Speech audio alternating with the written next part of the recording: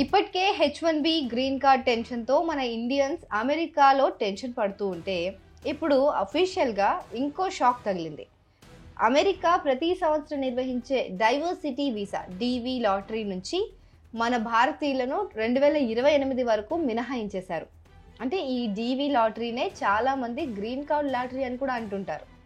తక్కువ మంది వలస వచ్చే దేశాల నుంచి ఏటా 50,000 ఇమ్మిగ్రెంట్ వీసాలు ఇచ్చే ఈ ప్రోగ్రామ్కి మనకి టెంపరరీగా అర్హత పోయిందనమాట.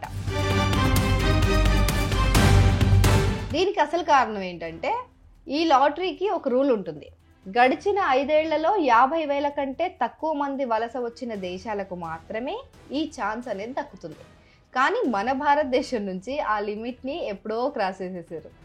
సో అందుకే 2028 వరకు ఈ అవకాశం మనం కోల్పోతున్నాం. మరి ఎందుకు ఇంతగా మనకి తగ్గించేశారు, ఎందుకు ఇవ్వట్లేదు ఈ అవకాశం మనకి ఇప్పుడు అని అంటే, ఎందుకంటే మన వాళ్ళు 50,000 కంటే ఎక్కువే వస్తున్నారు ఎవ్రీ ఇయర్ కూడా. ఒకసారి నెంబర్స్ చూద్దాము. 2021లో 93,450 ఇండియన్స్ అక్కడికి ఇమిగ్రెంట్స్గా వెళ్ళారు అమెరికాకి. 2022లో ఏకంగా 1,27,010 మెంబర్స్ వెళ్ళారు. ఇంకా 2023లో అయితే 78,070 మెంబర్స్ ఇమిగ్రెంట్స్గా వెళ్ళారు.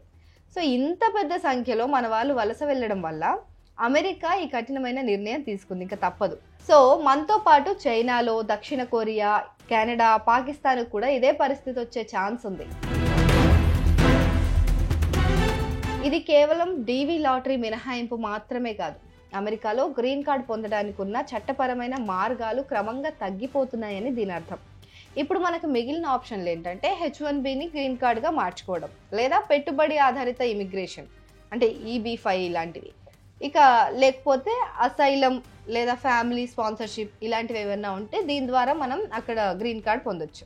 సో ఈ డొనాల్డ్ ట్రంప్ ప్రభుత్వం ఇమిగ్రేషన్ రూల్స్ని ఎంత టైట్ చేసేసిందంటే మిగిలిన ఈ ఆప్షన్స్కి కూడా నిబంధనలు కఠినతరం అయిపోయాయి. స్టూడెంట్ వీసా విధానాలు కట్టుదిట్టం చేసేశారు. ముఖ్యంగా అభ్యర్థుల సోషల్ మీడియా అకౌంట్స్ని కూడా క్షుణ్ణంగా తనిఖీ చేస్తున్నారు సోషల్ మీడియా వెట్టింగ్ ద్వారా.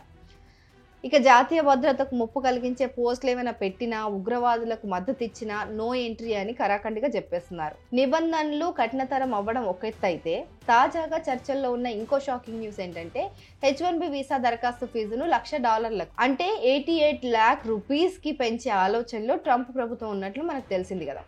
సో ఒకవేళ ఇది స్టార్ట్ అయిన తర్వాత స్టూడెంట్స్ అండ్ యంగ్ ప్రొఫెషనల్స్కి అమెరికన్ డ్రీమ్ ఇక $1,00,000 కలగా మిగిలిపోవడం తప్పదా అని అనిపిస్తుంది.